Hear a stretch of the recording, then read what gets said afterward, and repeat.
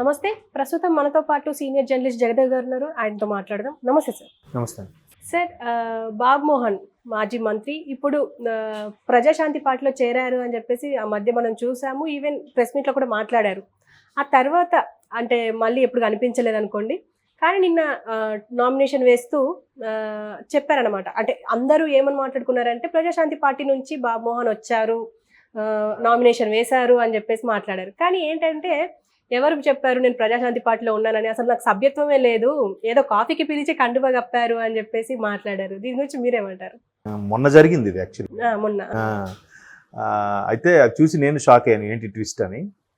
అసలు బాబు మోహన్ గారి కెరీర్ కూడా మంచిది. మాజీ మంత్రి కదా. ఇప్పుడు బాబు గారి హయాంలో లేబర్ మినిస్టర్గా ఏదో చేశారు ఆయన.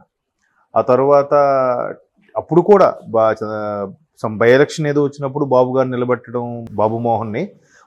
నిలబెట్టడం, దానికి కేసీఆర్ గారు క్యాన్వాసింగ్ చేయడము అప్పట్లో ఒక సెన్సేషన్ అనమాట. కేసీఆర్ గారికి బాబు మోహన్ గారికి కూడా చాలా అనుబంధం ఉండేది. బావా అని సంథింగ్ ఏదో పిలుచుకుంటారంట. అట్లా మొత్తానికి చంద్రబాబు గారి నాయకత్వంలోనే కేసీఆర్ గారు కానీ బాబు మోహన్ గారు పనిచేశారు. టీడీపీలో మినిస్టర్గా కూడా చేశారు బాబు మోహన్ గారు. అయితే ఆ తర్వాత ఎందుకో 2004 తర్వాత ఎప్పుడో బీజేపీలోకి వెళ్ళినట్టున్నారు కదా. బీజేపీలోకి వెళ్ళిన తర్వాత బీజేపీలో ఉన్నారనుకున్నాం. సో బీజేపీ తర్వాత మళ్ళీ టీఆర్ఎస్లోకి వెళ్ళారు. టీఆర్ఎస్ తర్వాత టీఆర్ఎస్ తర్వాత బీజేపీలోకి వచ్చారు. బీజేపీ తర్వాత ఇప్పుడు ప్రజాశాంతిలోకి వెళ్ళారు అనుకుంటున్నాం.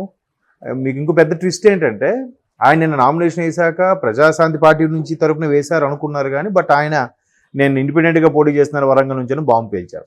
బట్ ఇప్పటికీ ఆయన వికీపీడియా అది చెక్ చేస్తే బాబు మోహన్ సిన్స్ 2024 ప్రజాశాంతి పార్టీ అనే ఉంది. మరి అది ఎట్లా? ఇప్పుడు ఆయనైనా పాల్ గారిని కలిశారు. ప్రజాశాంతి పార్టీలో బాబు మోహన్ గారు చేరుతున్నట్టుగా వార్తల్లో చూసాము.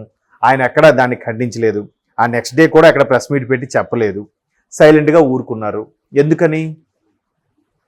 నెక్స్ట్ ఆయన నాకు కేవలం కాఫీ తాగడానికి ఈయన ఎందుకు పిలుస్తారు?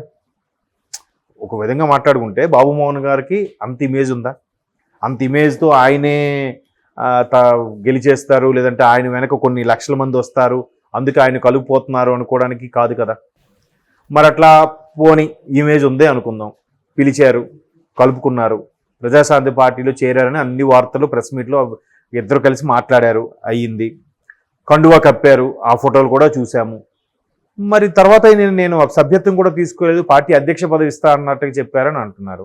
అంటే అధ్యక్ష పదవి ఇచ్చి పాల్ గారు తీసుకున్నారా లేదా నిజంగా ఇవ్వలేదు అనేది తెలియదు. అది ఎక్కడా చెప్పలేదు.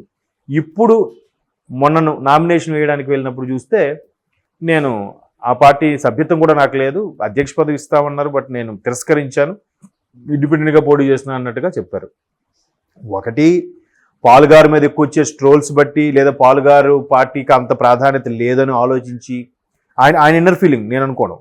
అందువల్ల ఎందుకులే ఏదో నేషనల్ పార్టీలు పెద్ద పెద్ద పార్టీలో చేసిన ఇందులోకి వెళ్తే తర్వాత మళ్ళీ ఏ పార్టీ కూడా మనల్ని చేర్చుకోవడానికి ఫీలింగ్తో అలా చేశారా, లేదా నిజంగా ఈ పాల్ గారికి ఈయనకి సరిగ్గా పొసగక ఆ విధంగా చేశారనేది తెలియదు. ఒకవేళ నిజంగా సభ్యత్వం లేదు, ఆ ప్రజాశాంతి పార్టీ తీర్థం పుచ్చుకోలేదు అనుకుంటే కనుక వెంటనే ఖండించాల్సింది, చెప్పాల్సింది కదా. చెప్పలేదు. నేను నామినేషన్ వరకు కూడా చెప్పలేదు. అది మీరు అన్న ట్విస్ట్. బట్ ఇప్పటికీ వికీపీడియాలో వాటిలో కూడా ప్రజాశాంతి పార్టీలో బాబు మోహన్ గారు ఉన్నారన్నట్టుగానే ఉంది సిన్స్ అని. మరి దానికి ఆయన ఏం చెప్పాలి? వాళ్ళు కూడా ఊరికే న్యూస్లో రాకుండా అయితే మాత్రం చేయరు కదా. దాన్ని ఎలా తీసుకోవాలి? అప్పుడు పాపం పాల్ గారిని ఎందుకంత అందరూ అంత ట్రోల్స్ చేస్తారో, అంత ఇది చేస్తారో తెలియదు. అసలు నిజంగా నాకు తెలిసి పెద్దగా చదువుకోలేదు ఆయన. కానీ ప్రపంచ దేశాల్లో చాలా చిన్న చిన్న దేశాలను శాసించేంత స్టామినా ఉన్న వ్యక్తి పాల్ గారు. అంటే ఆయనకి ఓన్ చార్టర్డ్ ఫ్లైట్స్ ఉన్నాయి. ఆయనకి దగ్గర 120-130 దేశాల్లో ఆయన తరపు వ్యక్తులు ఉన్నారు, పరిచయాలు ఉన్నాయి, అధ్యక్షులను కూడా డైరెక్ట్గా కలవగలరు, చాలా ఉండేది. కాకపోతే అంటే ఆయన మీద పెద్ద ఇదేంటంటే ఆయనకి సంబంధించి చాలా వరకు ఫండ్స్ అన్నీ వచ్చేవి, మిషనరీస్కి సంబంధించి, చారిటబుల్ ట్రస్ట్కి సంబంధించి వచ్చేవి.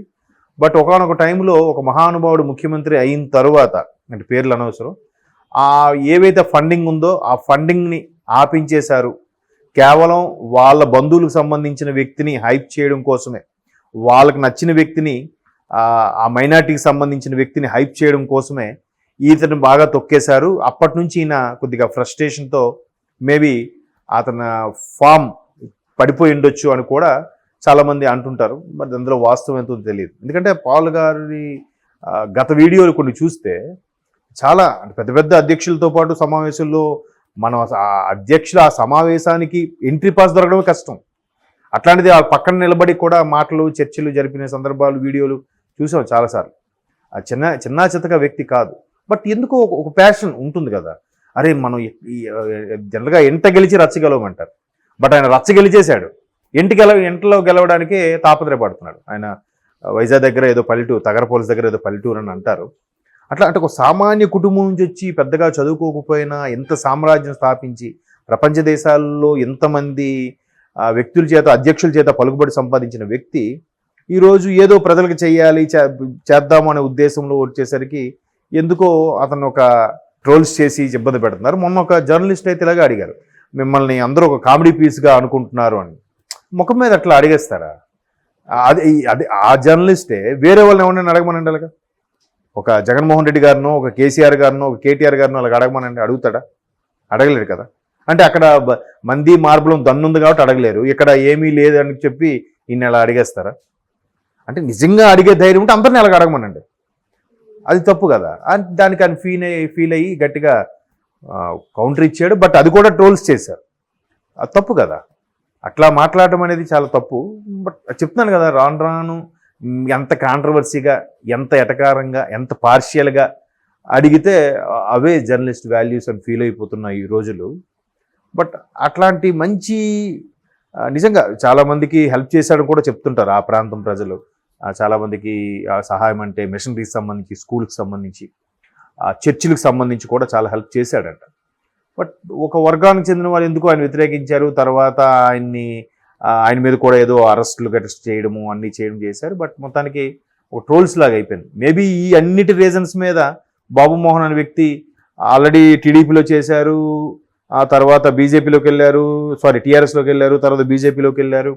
ఇవన్నీ చేశాక మళ్ళీ అందులోకి వెళ్తే వీడికి నిలకడ లేదు, లేదా స్థిరత్వం లేదు అనుకుంటారేమో, లేదంటే మళ్ళీ పాత పార్టీలోకి వెళ్ళడానికి ఎంట్రీ పాస్ దొరకదని ఉద్దేశంతో ఆయన అలాగా ప్లేట్ ఫిరాయించారేమో అని నేను అనుకుంటున్నా. అట్లా అయిండొచ్చు. కానీ మేము అలా అనుకొని సైలెంట్గా అయిపోయారు. ఇప్పుడు నిన్న బాంబు పేల్చారు. అదైతే ముందే పేల్చితే ఎవరికి ఇబ్బంది ఉండదు కదా. అట్లా ఇదొక సేఫ్ గేమ్ రాజకీయాల్లో నా అభిప్రాయం. Okay sir, thank you.